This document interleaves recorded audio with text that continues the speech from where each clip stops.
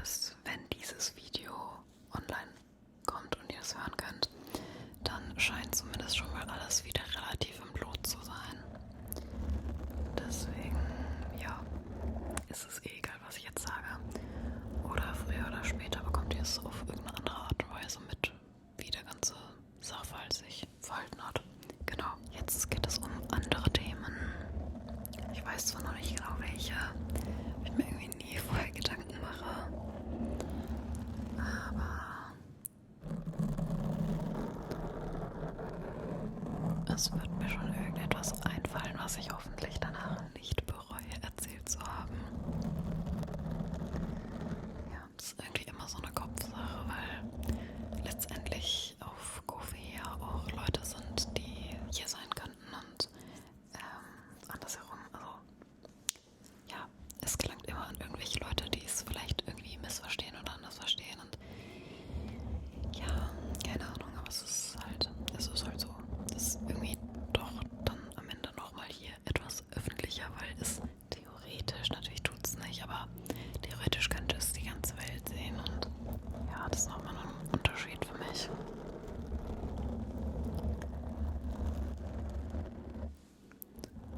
Ich hoffe,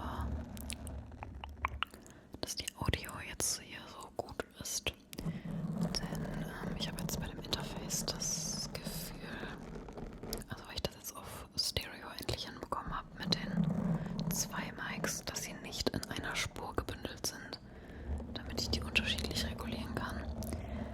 Aber dadurch ist jetzt so ein kleiner, ich weiß nicht, also wie so ein Verbesserungseffekt da drauf.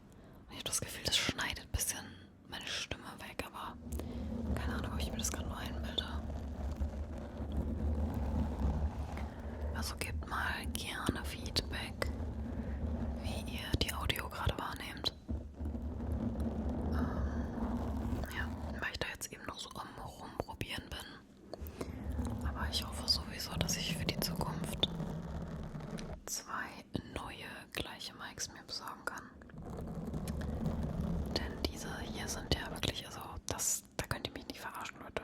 Da hört man einen sehr großen Unterschied, finde ich, von diesem und diesem. Also jetzt nicht nur von der Lautstärke, sondern es ist irgendwie einfach anders. Zumindest empfinde ich so. Ja. Ich habe diese rosanen, mattfarbenen rote Mics im Visier. Aber ich weiß nicht, ob ich mir die so schnell erfüllen kann. Vor allem jetzt mit dem ganzen Anwaltskack und so, aber das werden wir dann sehen, wenn es soweit ist. Ich versuche es zu manifestieren, Leute. Weil, Alter, das sieht einfach so geil aus. Stellt euch mal diese Teile hier in so einem matten Rosa vor, fast pink.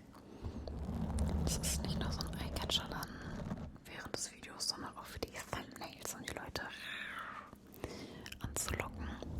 Und da fällt mir gerade ein, ich kann jetzt endlich, das ist jetzt hier während der Sperrung passiert, dass wir endlich die 4000 Stunden Watchtime geknackt haben. Ich kann jetzt die Werbung hier regulieren. Und das bedeutet nicht nur, dass ich das Cash bekomme, sondern dass ihr jetzt nicht mehr mitten im Video irgendwelche lauten Geräusche hört durch die Werbung. Ich werde trotzdem noch, davon werdet ihr mich nicht abbekommen, in der ersten Minute irgendwas platzieren, was dann potenziell Leute bekommen können, weil nicht jede Werbung, die platziert wird, bekommt auch jeder. Das ist immer irgendwie so eine Chance halt. Aber eben mitten im Video wird nichts kommen. Die Werbung ganz am Ende, das habt ihr vielleicht irgendwann bekommen. Das ist schon seit über einem halben Jahr, dass YouTube das so geändert hat, dass man das nicht mehr entfernen kann. Ja, keine Ahnung, ob die das irgendwann wieder regulieren oder was ist regulieren, umstellen. Aber ja, das geht eh nicht weg. Ich habe seit ein paar Tagen so ein unfassbares nadelstechendes Gefühl auf meiner Haut. Entweder kommt es vom Spice oder Hitze, so dieses Wärmeempfindlichkeitsding oder allgemein Temperaturempfindlichkeit. Aber das geht mir so auf den Sack. Ich kann auch nichts dagegen machen. Es ist einfach kontinuierlich, mal stärker, mal weniger. Und ich versuche die ganze Zeit nicht zu kratzen, aber es ist nichts einfach. Vor allem bringt auch nichts irgendwas. Also es gibt keine Creme oder so dafür. Ja. Keine Ahnung, wenn das jetzt noch länger so ist, dann werde ich mal beim Arzt nachfragen. Aber so wie ich das jetzt im Internet recherchiert habe, ist das einfach so eine Temperaturempfindlichkeit, die sich halt dann wie Nadelstiche anfühlen kann. Beim Schlafen ist das immer so, wenn ich so einschlafen will, ist das richtig nervig, weil dann ist man ja nicht abgelenkt durch irgendwas nochmal, wo es kurzzeitig ein bisschen, wo man nicht so einen Fokus drauf hat, sondern man ist halt dann voll darauf Fokus und versucht so, sich da die ganze Zeit zu kratzen. Ja, ein bisschen nervig, aber ich komme eh nicht mehr so gut klar mit dieser Wärme gerade. Ich verstehe nicht, wie jahrelang Sommer meine Lieblingsjahreszeit sein konnte. Ich sehe zurzeit wirklich nichts Positives. So im Winter kann man immerhin sich wärmer anziehen, dass man nicht so stark halt friert zumindest. Obwohl im Winter werde ich es wahrscheinlich wieder anders sehen. Aber so in der Hitze jetzt so, du kannst halt nichts machen. Außer vielleicht ins Schwimmbad oder so, aber das mag ich nicht. Und sorry, für den Pool bin ich doch zu arm, meine Freunde. Ja, und auch für eine Klimaanlage. Das wäre nämlich, das wäre so geil. Aber ja, ich habe es vorhin schon in meinem anderen Video erzählt, dass ich gerade mir immer so Kühlpacks. Wieso habe ich gerade eigentlich hier jetzt keinen? Wait a minute, da habe ich die Teile. Ich friere mir immer solche kalte Warmkompressen ein und lege die dann auf meinen Körper. Beim Schlafen immer auf die Füße, weil das ja irgendwie so die Wärmeregulationsquelle des Körpers ist. Keine Ahnung, ob das stimmt. Und das ist das Einzige, was mir halt so ein bisschen im Alltag hilft. Aber ansonsten ist es wirklich richtig schlimm hier in der Wohnung. Ich hoffe, dass ihr auch irgendwie gut durch den Alltag kommt oder ja, auf der Arbeit halt gekühlt werdet auf irgendeine Art. Ja. Ich lache so, wenn dieses Video einfach erst in ein paar Wochen kommen kann, wo es gar nicht mehr heiß ist, aber irgendwie habe ich das Gefühl, dass dieses Jahr der ganze September auch noch durchgängig 30 Grad sein wird, aber keine Ahnung. Ja. Boah, es ist so viel passiert jetzt in letzter Zeit. Wir waren unter anderem im Europapark und da sind wir diese Wildwasser-Rafting-Bahn gefahren. Da habe ich komplett meine Schuhe durchflutet. Und jedes Mal danach, wenn ich gelaufen bin, ist so das Wasser so, selbst wenn ich es halt rausgemacht habe, auch die Socken ausgefroren, dann ist es wieder von unten so halt aus der Sohle so ich weiß nicht, wie das heißt, ey. Ja.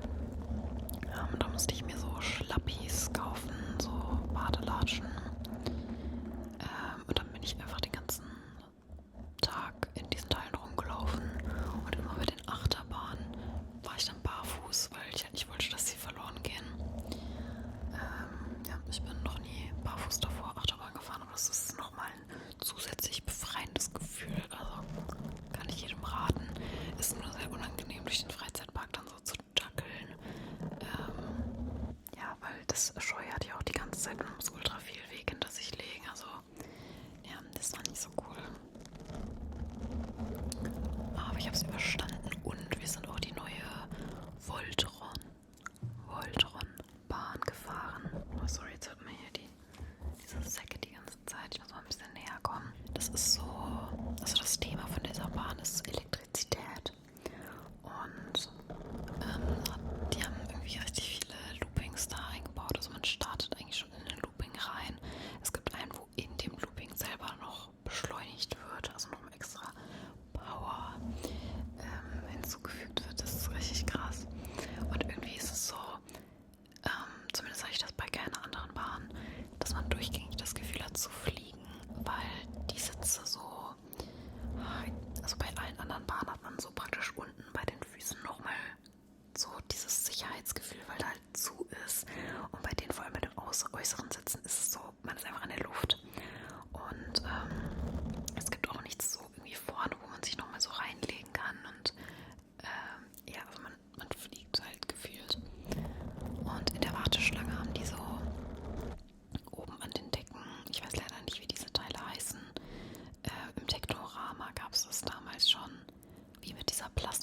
ich habe, dass dann diese Blitze halt mit Tönen erklingen.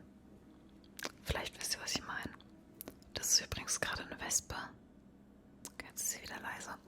Ich habe ja vor dem Video mehrere Minuten versucht, sie rauszubekommen. Das hat nicht funktioniert und dann dachte ich, scheiß drauf. So oft fliegt die ja auch nicht rum. Was ist mit meinem Auge los? Oh, meine da vorne sitzt sie. Meine Lash-Stylistin, ich weiß nicht, wie man das nennen soll. Die ist im Urlaub schon seit Wochen und ja, man sieht es jetzt hier auch. Ich habe nur noch so letzte Fetzen an meinen Wimpern hängen. Ich bin so froh, irgendwie, ich glaube, ja, nächste Woche ist das. Habe ich dann endlich den neuen Termin. Weil es sieht irgendwie, also es sieht dann komischer aus teilweise, als wenn man gar nichts hätte, so halt seine normalen Lashes, obwohl ich mittlerweile, glaube ich, gar keine normalen Lashes mehr habe, weil das, also die fallen ja dadurch aus, zumindest habe ich das Gefühl, werden viel dünner, wachsen dünner nach. Also, ja, es wird richtig schlimm, wenn ich irgendwann damit aufhören will und dann so diese Phase von monatelang nicht existierenden Wimpern. Also, keine Ahnung, theoretisch kann man das ja dann überbrücken mit irgendwelchen Klebelashes, aber ja. Am Ende sind sie auch nur irgendwelche Oberflächlichkeiten. Aber durch dieses, dass ich hier halt ja, ein Videoprodukt kreiere, was ganz lange hier sein wird auf der Plattform, hoffentlich, wenn ich es nicht irgendwann lösche, weil ich mich so schlimm fühle, da hat man dann doch halt auch logischerweise in einer oberflächlichen Welt den Drang, dass man sich dann auch ja, zumindest ansatzweise hübsch fühlt.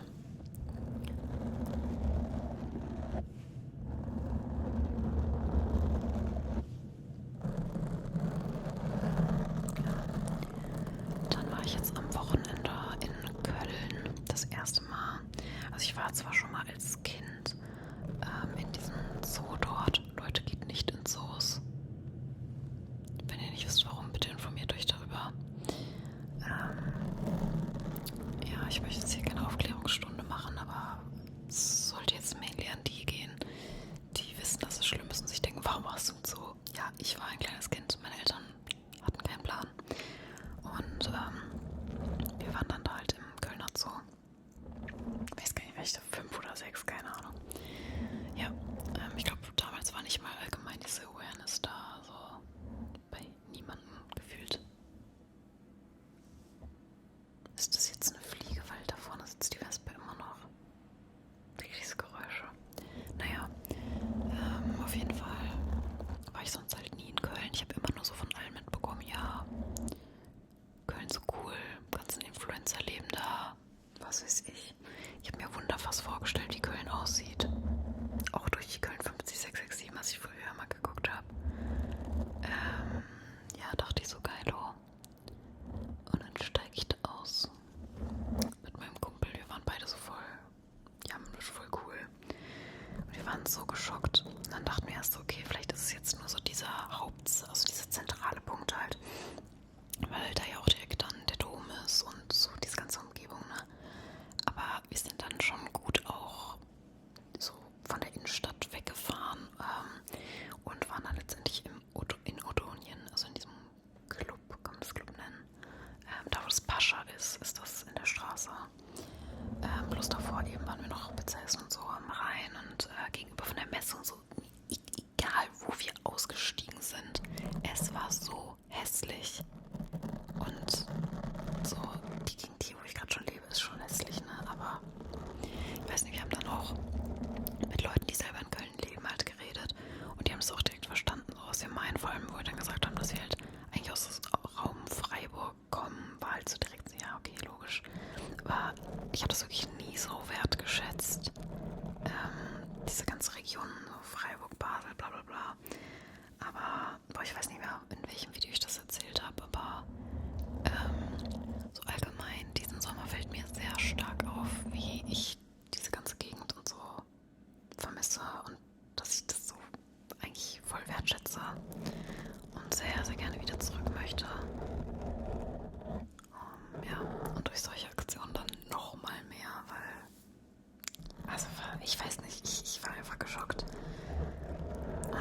Also ich hätte das nicht gesagt, wenn ich jetzt eben nur die ganze Zeit an derselben Stelle gewesen wäre, aber es war wie gesagt wirklich so, dass wir so rumgefahren sind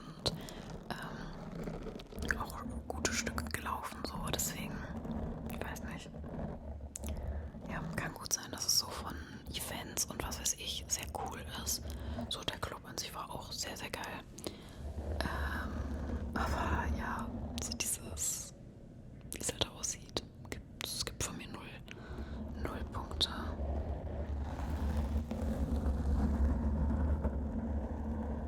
Ja, bisschen enttäuscht. Vor allem, das war so lost, ne? Wir sind halt wirklich nur hin, um in diesen Club zu gehen. Und dafür, also mein Kumpel musste 7 Stunden fahren aus Stuttgart und ich 4 von hier dann. Also wir haben uns dann in Mannheim getroffen und sind dann losgefahren. Also ja, das war irgendwie eine loste Aktion. Also war mal witzig jetzt so gemacht zu haben, aber ja, vor allem, also wenn wir dann da nirgendwo gepennt, also so stand noch kurz im Raum, dass wir bei einem Kumpel pennen, weil der irgendwie so eine riesen Villa da gerade hatte mit seinen Kumpels. Die waren da spontan über das Wochenende und meinten halt so, ja, wir können da noch pennen. Aber dann haben wir doch entschieden, ja, dass wir nach Hause fahren, irgendwie um, ich glaube 5 Uhr irgendwas ist dann unser Zug gegangen. Weil ich hasse das am Sommer, dass wenn man feiern geht, nicht erst um 8 oder so dann die Sonne aufgeht, weil, weiß ich nicht, so bis 6, 7 kann man schon noch gut dann Party machen, so, aber wenn es dann halt schon hell wird, ja. Also ich war dann froh, dass wir gegangen sind. Aber auch ein bisschen traurig, weil die Musik war schon echt sehr, sehr geil dann noch. Naja, it is what it is. War auf jeden Fall eine lustige Erfahrung. Und ich hatte eine geile Pizza ich glaube, ich saß Belladonna oder so. Das war diese neapolitanische Pizza, also die mit diesen geilen Rändern. Ich liebe das. Leute, die viel Teig nicht mögen. Verstehe ich, dass ich es eklig finde, aber ich bin wirklich großer Fan davon.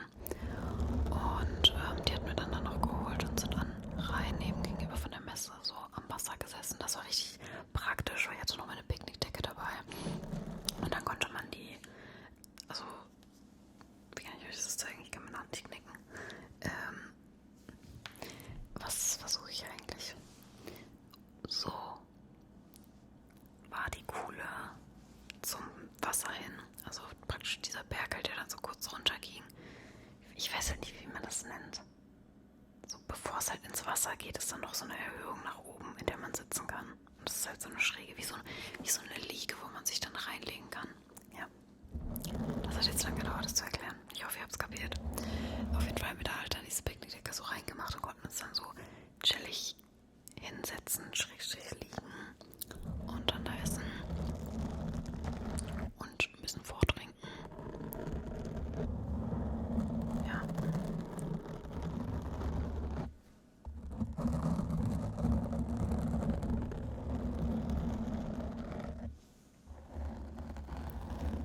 Ich denke die ganze Zeit, da kommt irgendjemand, weil ich jetzt doch mal die Tür hier aufgemacht habe. Normalerweise, wenn ich gerade filme, dann mache ich die immer zu, wegen dem Kühlschrank und so, aber jetzt gerade sind hier so viele Geräusche durch die Hitze.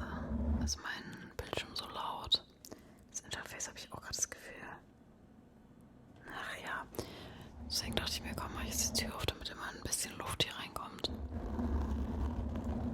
Weil es steht wirklich jetzt und es geht auch einfach nicht raus aus unserer Wohnung. Wir können so viel nachts lüften, wie wir wollen. Es ist immer warm. Als hätten wir so eine Dachgeschosswohnung, ey.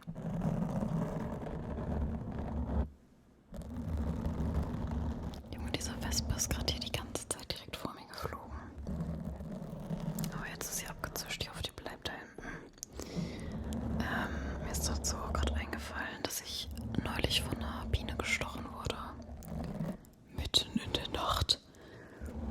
Die war irgendwie an meiner Tasche dran und ich wollte die so ins Auto reinheben und habe das halt so an meinem Bein so lang geschliffen und ich denke mal halt, weil die da dran geklammert war und so gegen mein Bein gedrückt wurde, hat sie halt so gestochen.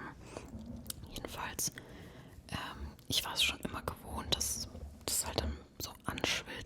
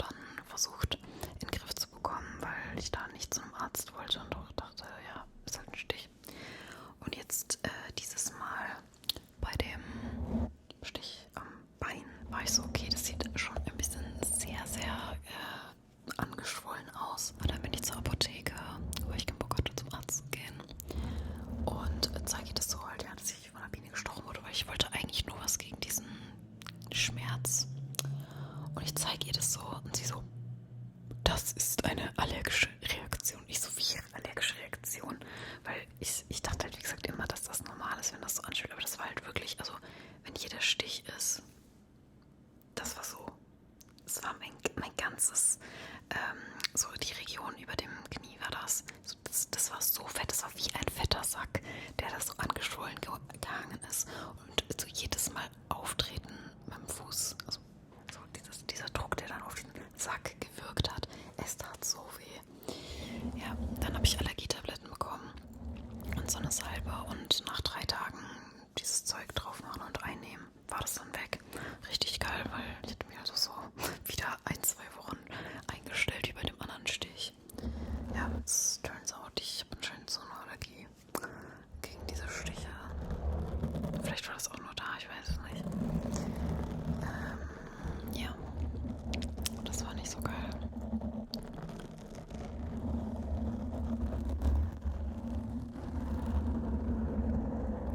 Aber ja, ist ja jetzt alles wieder gut. Für die Zukunft weiß ich dann jedenfalls schon mal, dass ich wieder zur Apotheke watscheln kann. Beziehungsweise habe ich jetzt ja noch Allergietabletten übrig. Mal gucken, aber ich hoffe eigentlich, dass ich nicht mehr in nächster Zeit gestochen werde. So 2 Stiche pro Jahr reichen mir auf jeden Fall.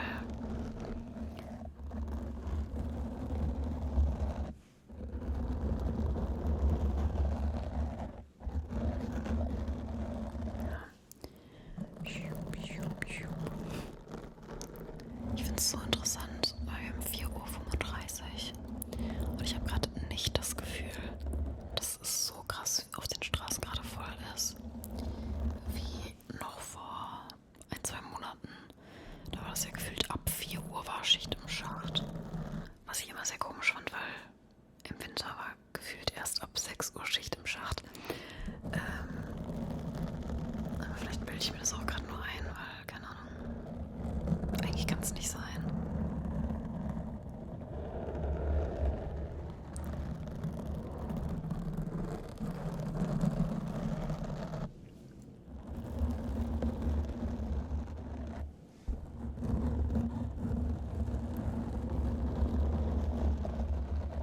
Okay, ich merke schon, dass jetzt sehr viel Auto auf den Straßen wird. Ich musste gerade mehrmals cutten. Also war es, glaube ich, echt eine Einbildung mit dem, dass es im Winter halt anders ist, bla bla bla. Das war einfach gerade eben mega Glück. Ja.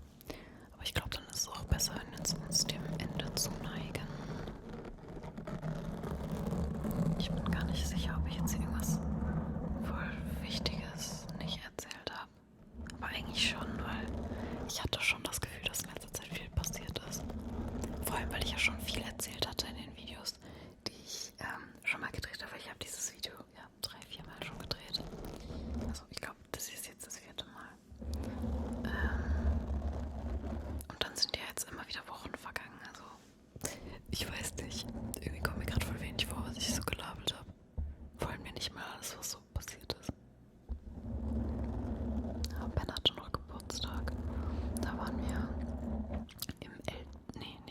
im Kinzigtal und sind in dem Schwimmbad dort gewesen, aber ich hasse Schwimmbäder. Ich bin dann draußen, ich bleibe an Land. Und Ben liebt Mojitos und Aperol. Und ich hatte dann 3 bestellt. Kleiner Tipp, in einem Schwimmbad kann man nicht wieder warten. Obwohl, vielleicht gibt es auch krasse Kiosk-Mixer. Jedenfalls dort halt nicht. Eher 3, weil unser Kumpel noch dabei war. Und ich habe die dann halt so geholt. Und die war noch im Wasser. Ich wollte es so als kleine Überraschung halt da hinstellen. Und dann probiere ich den ersten. Es hat geschmeckt wie abgestandenes Wasser mit ganz, ganz bisschen Alkohol und Zuckerkörnern.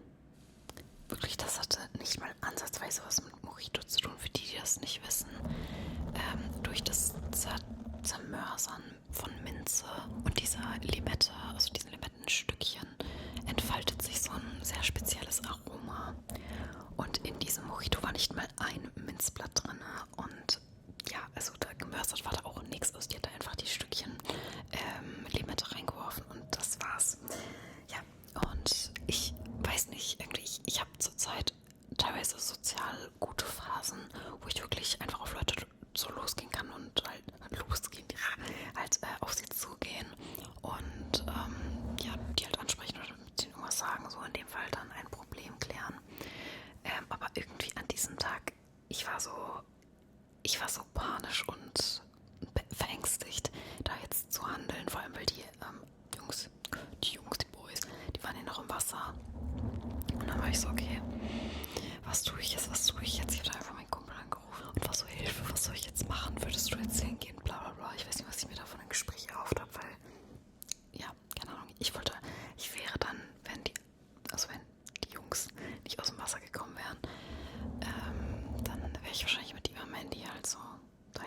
mich getraut, keine Ahnung. Aber so war auf jeden Fall Endstation bei mir. Komplette Dramasituation. Ich weiß, manche von euch, die das nicht nachvollziehen können, die denken sich jetzt, ach so scheiße, aber das ist halt so. Ja, dann kam halt Ben und der Kumpel aus dem Wasser. Und die haben es auch probiert und waren so, ach du Scheiße, was ist das denn für ein Blöre? Und dann Gott sei Dank bin ich mit Ben dann halt dahin, wollte es halt beanstanden, sagt man das so, zurückgeben. Und Junge, ich hätte das allein nicht überstanden, wirklich, die war richtig unfreundlich. Hat es auch erst gar nicht so richtig verstanden. Und dann meinte sie die ganze Zeit, hat sie so halt auf ihre Tabelle gezeigt, wie die das machen müssen. Und meinte so, Mojito ist Rum mit Limette. Das ist Rum mit Limette. Und ich so, okay. Ich schmeckt das scheiße, das ist kein Mojito. Fertig. Ja, jedenfalls hat dann Ben halt rausgehandelt, sodass wir wenigstens noch im Tausch 3 Aperol bekommen konnten. Die waren zwar günstiger so, aber ist ja auch egal. Wir haben es auf jeden Fall halt dann hinbekommen, dass wir wenigstens was im Austausch hatten. Und dann war das Problem gelöst. Ich persönlich hasse Aperol, aber dann hatte immerhin Ben 2 Stück. Aber das war echt so, ich wollte einfach so was Gutes tun. So eine coole kleine Überraschung im Schwimmbad. Und dann so eine Kacke, ey. Wo Ben selber dann noch das Problem mäßig lösen musste, wow. Aber ja, es hat ja dann Gott sei Dank alles geklappt. Aber ich merke mir jetzt auf jeden Fall für die Zukunft so, wenn man schon so ein bisschen zuschauen kann, wie die Drinks gemacht werden, dann beobachte ich das ganz genau. Und wenn das halt nicht so ist, wie der Drink gemacht wird, dann sage ich, ne, nehme ich nicht. Ja. Dafür muss man halt bei jedem dann so eigentlich wissen, wie der funktioniert, aber ja, ich werde es auf jeden Fall halt besser so beobachten, weil allein vom Look, dass da nicht mal Minzblätter zu sehen waren, so, das hätte mir schon ein Indiz sein können. Aber ich dachte halt, ja komm, scheiß drauf. So schlimm kann es nicht sein. Ich habe ja, wie gesagt, auch durch das, dass es ein Schwimmbad ist, nicht die krassesten Cocktail-Mix-Skills erwartet, aber das war wirklich ein absoluter Fail. Vor allem, so, sie hat schon das Sprudelwasser reingemacht, das stimmt schon, aber es hat einfach komplett abgestanden geschmeckt und nicht nach Sprudel. Jetzt ist die Wespe wieder unterwegs.